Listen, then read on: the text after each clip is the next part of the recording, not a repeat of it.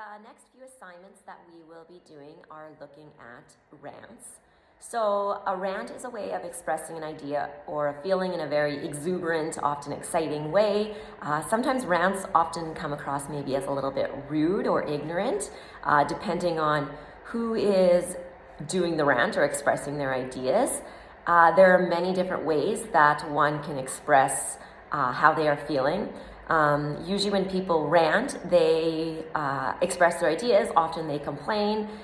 Usually it's about a topic they are often very passionate about, and they want to get their information or their facts or their beliefs across. The first piece of writing that we are looking at is by author, comedian, TV personnel Rick Mercer. Rick Mercer is known for creating Canadian stereotypes about typical things that are not true about Canada or maybe make us laugh.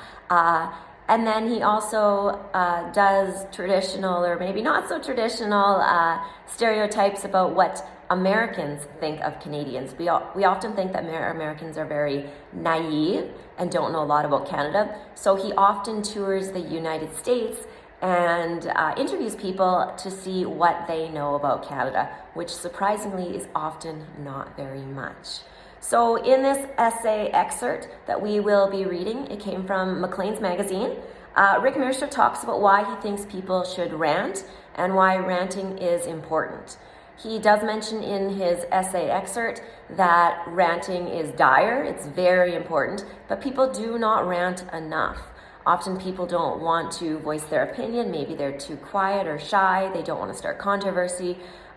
He also states that Canadians in general are very kind, compassionate, very giving people. We don't like to complain. We just like to have everything neutral and make sure that everybody's happy. So often Canadians don't want to voice their opinion to cause any controversy. So Canadians, as Rick Mercer mentions, do not rant enough.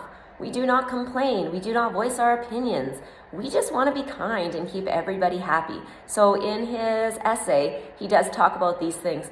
And he does say how Canadians need to rant more. Rick Mercer, why I rant and why you should too.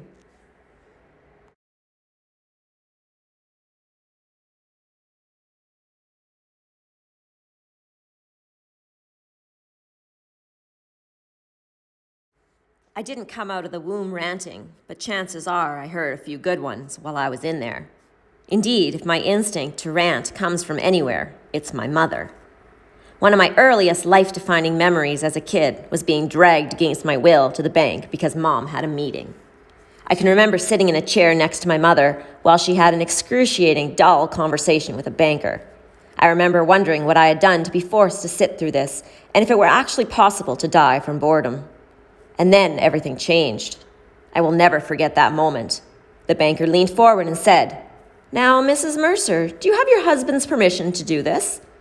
Perhaps we should give him a call." From my point of view, the day just got a whole lot better. For the man behind the desk, the opposite was true. He had no idea what he had done. He had unleashed a hellstorm, and that he had absolutely no chance of surviving. The poor, hapless man. To say the oxygen was immediately sucked out of the room would be an exaggeration. To say that the blistering rant my mother delivered to the dumb creature made his ears bleed would not be. Needless to say, very soon we were no longer in a cubicle, but in a much nicer office upstairs, with a different banker who was doing everything he could to stop my mother from closing every account and going across the street. The dude who suggested Mom get her husband's permission to open a checking account was sent to get the lad a fudge stick. Go, Mom. Everyone should rant. Ranting not only makes you feel better, but occasionally, as my mother proved to me many times, you might get results. Justice, satisfaction, or a fudge stick. Canadians don't rant enough. We are busy people, and I get that. We don't necessarily have the time or inclination to come across like mad people who are constantly barking about waste, corruption, and lack of transparency in 3 different levels of government. You may not want to be that guy who is constantly ranting about those people who drive their car into an intersection on a yellow light, knowing they will get stuck in the middle and block traffic for everyone else, and they don't care. And I don't blame you. I am that guy. I've been ranting about those people for decades. And they are still allowed to walk the earth and drive a car. But the danger in not ranting is dire. If we as a nation don't rant, then the powers that will be used to complacency against us. Take, for example, the last federal budget, the omnibus budget. When I ranted about that budget to my Tory friends in Ottawa, when I said, "Why in the hell does Jim Flaherty's budget contain a provision that allows the FBI to operate on Canadian soil?" They said what they always say, "People don't care." Turns out they were right. When I asked them why there are hundreds of environmental regulations being changed without any discussion whatsoever, they again said, "People don't care." And it turns out they were right again. In fact, the government is so convinced that we don't care, they loaded the budget with so many items that had nothing to do with the budget, that even MPs had no idea what was in there or what passing it could mean. Now, occasionally, Canadians do suddenly care about the nation's business, and it always catches the government off guard. Remember the speech from the throne when, out of the blue, it was announced that Stephen Harper's government would be rewriting the lyrics to "O Canada"? You just know the Prime Minister was convinced we wouldn't care, that he could do what he liked, but we did. The country exploded with people ranting about our national anthem, and oh, what a beautiful sound. Turns out nobody, left or right, liked the idea of the Prime Minister sitting around with paper and pencil trying to figure out a way to rhyme the nation's name with his. As a result of these occasional examples of the country standing up and saying, "Wait a minute," the government has a strategy to deal with anyone who doesn't play the part of the complacent Canadian. They like to play whack-a-mole with the heads and reputations of anyone who has an opinion or a question. If you, in your capacity as a Canadian citizen, taxpayer, or grade 10 student doing a social studies project, ask any questions about any pipeline in Canada, you'll be branded by the government as a dangerous radical or a vicious, cruel monster in the same league as Saddam Hussein, Omar Gaddafi, or David Suzuki. This is a pretty effective strategy, but I doubt it will last for long. Hopefully, it will dawn on Canadians that the one thing we shouldn't care about is what the government thinks of us or what names they call us. Prime ministers, premiers, the cabinet ministers aren't our friends. They are just people in bad suits who work for us. We are the boss. And if they want to work for us, they have to listen to us, answer our questions, and occasionally, like all employees, listen to the boss rant. I hope you enjoyed listening to or reading yourself that excerpt from Rick Mercer's essay. We are very quickly going to go through the questions, and then you will have some time to work on them before we move on to our next assignment that has to do with ranting and the Canadian rant. So like I said, this was just a little taste about Rick Mercer and what he does, what his rants are like.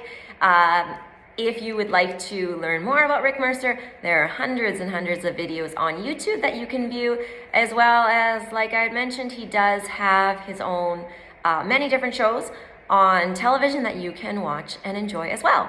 Okay, so question number 1, why does Rick Mercer rant? Explain. So in a few sentences, you can discuss what I talked about, as well as your own feelings and thoughts on why you think he should, or why he does rant. Number 2, why does Rick Mercer think that people should rant? So in his essay, he makes a statement saying that not ranting is dire. So he thinks it's very, very important that we do express our opinions and our emotions and our thoughts and our feelings about whatever topic we are talking about or needing to get off our chest. So why does he think that people should rant? What is the importance of ranting? Number 3, does Mercer think that Canadians rant too much or too little? So this one should be simple. We know that Canadians in general are known as being very kind and caring people. So do we rant too much, or do we not want to cause a stir and just try to keep everything PC and just everything neutral?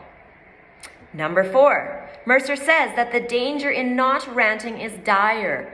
What does he mean by this? So essentially, why does he think it is important to rant? And if we don't rant, what are the consequences of that? Number 5, actually, the questions are numbered incorrectly. Where does Mercer say his instinct to rant comes from? Why does he think this?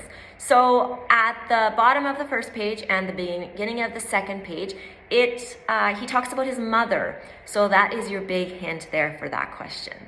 The next one, give 2 examples of things that Mercer rants about and explain each. So there's actually more than 2 in his essay excerpt, so just choose 2 and explain them.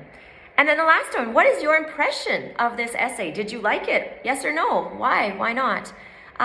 So we are, like I said, going to be looking at a few different rants and talk about the Canadian rant because this is English A. So what did you think of this first essay? Did you like it? Did you not? Tell me something either positive or negative about it. You can also mention if you like Rick Mercer or not. Some people do not like him. Not as a person. It's not that they don't like his personality or his person. They don't like what he has to say often because he often does come across as very harsh or very brash sometimes.